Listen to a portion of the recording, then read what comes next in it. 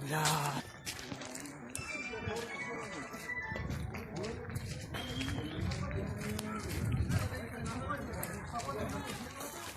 Bля.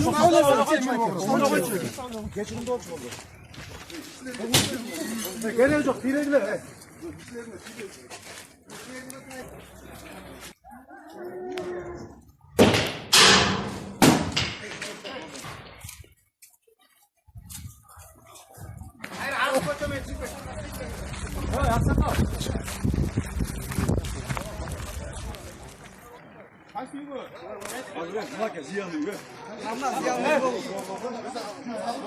Allah Hristiyan! Allah!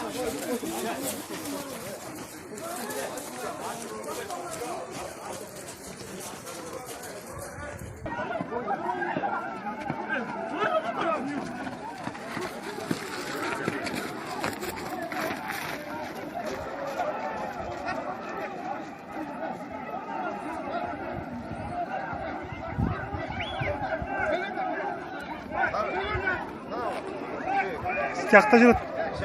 Жақта.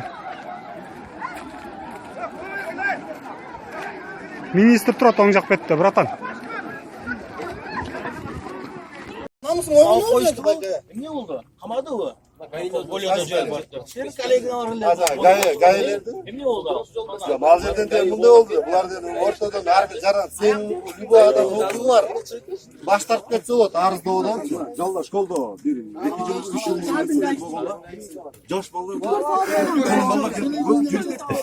Ama da 2 saatten keyin bak çıkıp ketdi. Andan keyin daha birinci oldu. Hayran etip çıkıp ketdi. Bayağı aşağıda nasıl söz verdi de. Başta ekmeği sadık. Bunu çağırıyı bir tamam.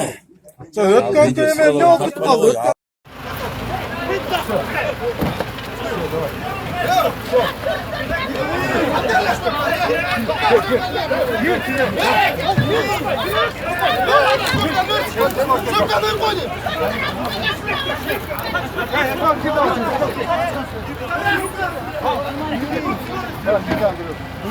Şimdi yapalım. Evet, şimdi tak.